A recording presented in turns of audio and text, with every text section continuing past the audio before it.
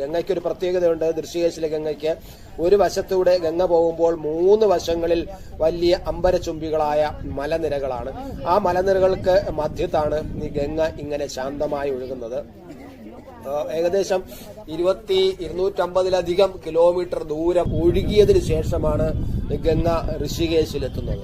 എന്തായാലും ഈ പാലത്തിന്റെ കഥ കൂടുതൽ നമുക്ക് പറയാം. 1869 ഉണ്ടാക്കിയ കയർ പാലത്തിന് ശേഷം 1924 ബ്രിട്ടീഷ് സർക്കാർ ആണ് ഈ കാണുന്ന ഇരുമ്പ് തൂക്കുപാലം നിർമ്മിക്കുകയും ചെയ്തിരിക്കുന്നത്. ഏകദേശം 100 വർഷം കഴിഞ്ഞിരിക്കുന്നു. പക്ഷേ യാതൊരു കുഴപ്പവും യാതൊരു പ്രശ്നവും ഇപ്പോഴും ആ പാലത്തിനില്ല എന്നതാണ്. ധാരാളം പേർ ഈ പാലത്തിലൂടെ കടന്ന് അപ്പുറത്ത് ഋഷികേശിന്റെ അപ്പുറത്തെത്തുന്നുണ്ട്. അവിടെ ആശ്രമങ്ങളുടെ ഒരു സമുച്ചയം തന്നെയാണ് അക്കരക്കര ഉള്ളത്. യാത്രാനുഭവങ്ങളും ദൃശ്യങ്ങളും കൂടുതൽ അറിയാൻ ത്രിലോക് ഭാരതി മലയാളം ചാനൽ സബ്സ്ക്രൈബ് ചെയ്യുക.